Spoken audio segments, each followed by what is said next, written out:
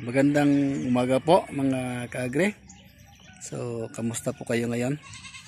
Maganda po yung panahon sa ngayon kasi umulan po kahapon at saka kagabi.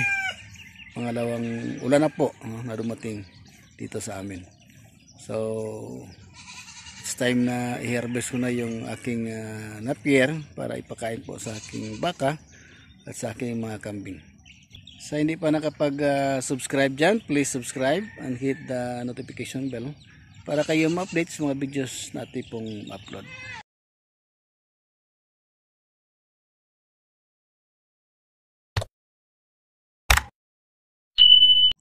Sa sobrang init ng panahon mga kaagri, nakikita po natin yung dahon ng napier grass nasusunog po.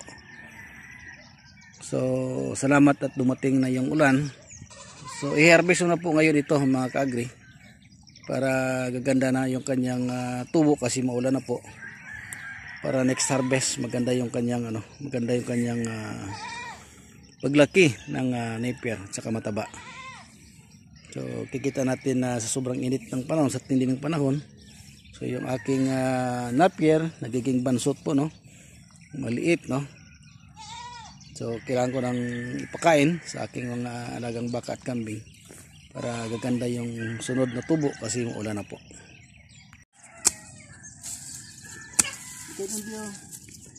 Oh, very good. Yan. Very good. Very good.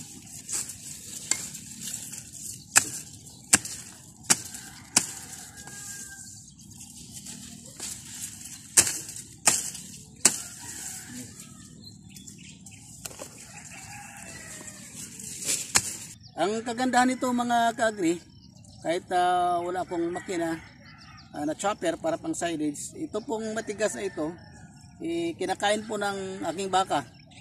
So wala ring masasayang. Okay? Kasi sa kanding po, ang kinakain, ito po yung dulo lang, yung dahon. So darating din tayo dyan, magkaroon din ako ng makina para pang silage. Kasi yan talagang target ko na para magkaroon ako ng silage someday. Bibili ako makina para isasalis itong napier at saka mais, no? Para hindi na tayo mahirapan sa pagkain sa aking alagang baka at kambing. So ito po mga kagre yung tamang pagputol ng napier para gaganda po yung tubo. Okay, so dapat po nakalabel sa lupa, no? Kunin talaga ito para yung next na tubo niya maganda, no? Saka mataba. So ano ba yung disadvantage kapag kinating natin na mataas? Kasi kapag kinating natin na mataas, pag mayroong naiwan, yung kanyang tubo po, so dito na lang po sa tubo, so hindi po maganda, saka hindi mataba. Whereas kung putulin talaga siya, no? So yung kanyang yung kanyang tubo galing talaga sa ilalim ng lupa, no? Saka malaki yung kanyang tubo at saka mataba. So ganito lang po, no mga kagri. Okay, so bibi, pakilagay ng bibi.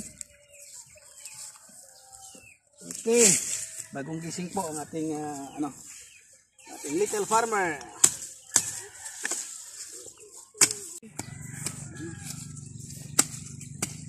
Hindi lang lamuan. Oh, isa pa yun. Isa. Ito.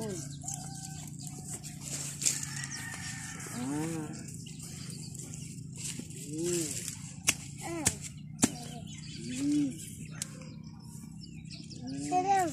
Sige lang, palagay lang. Doon lang.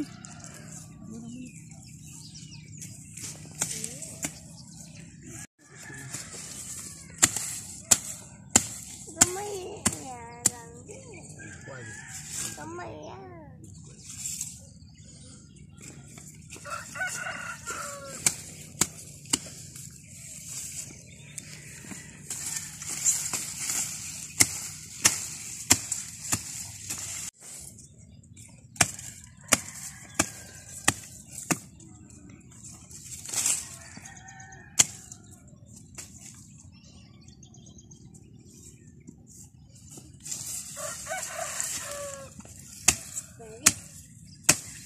Bibi.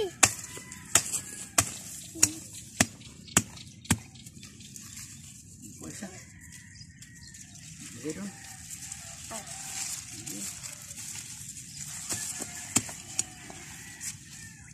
Ayan, very good. Very good, ang little farmer. Okay. Okay.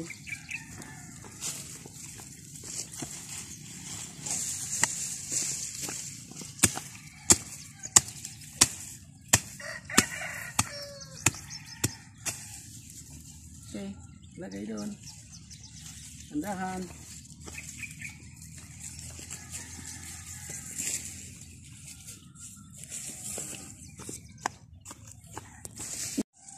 Yan na. Gusto mo. Hindi. Yan.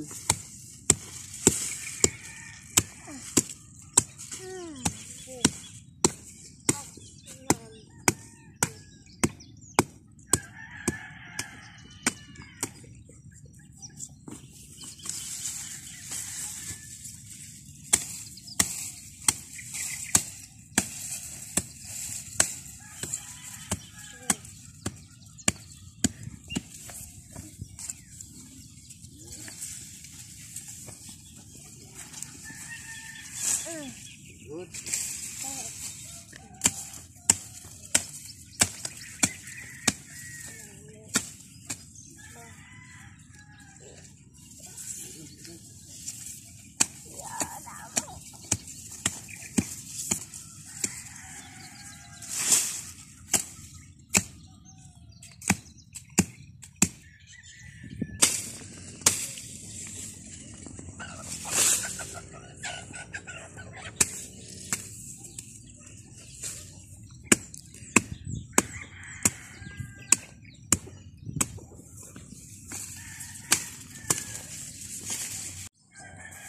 Yan.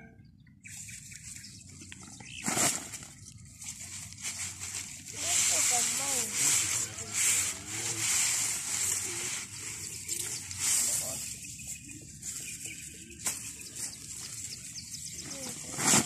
Ay, mag-drummer.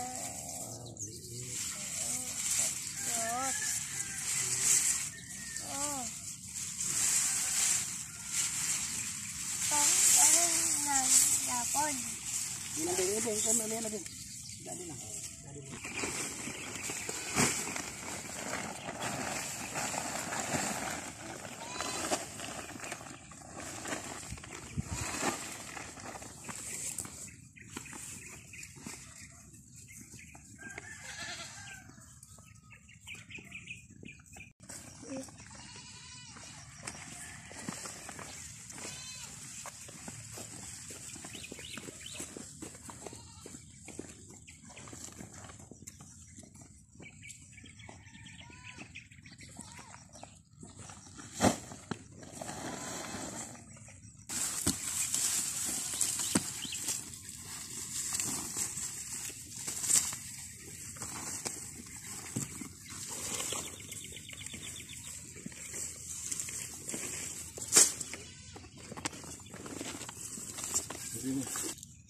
Ito po si Jerica, ito po yung baka ko na buntis. So by next month po, mga anak na po ito. So nakikita po natin na paborito po nilang kainin, yung napier grass.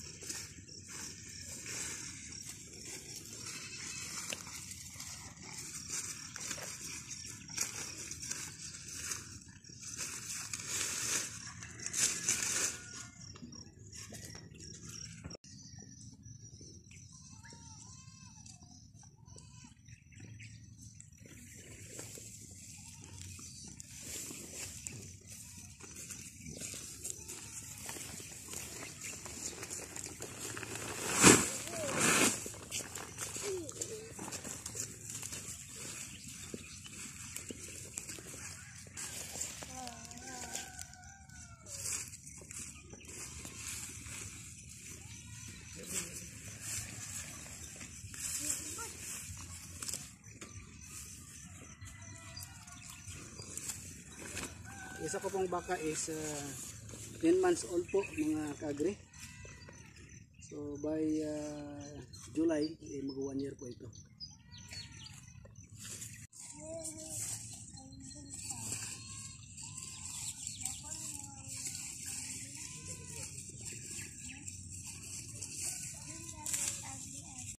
So ito po ibibigay ko sa aking mga alagang kambing.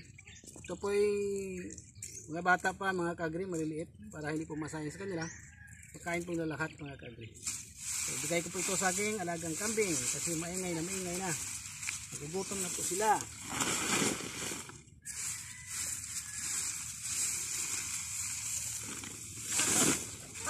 Ako ni. Ito kabila.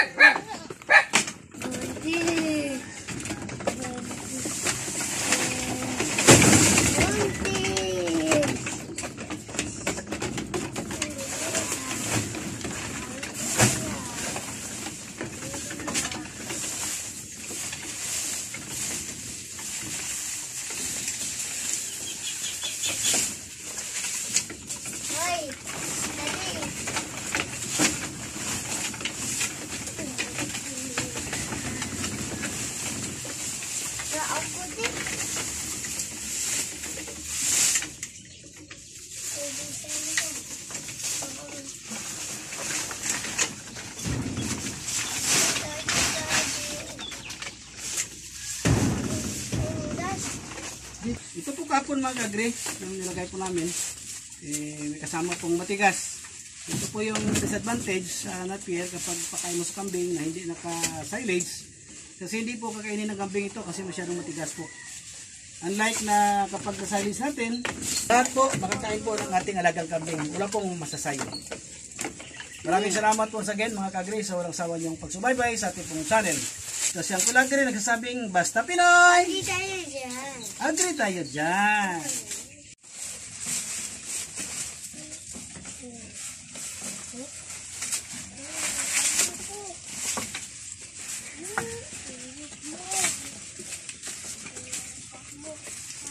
Mo.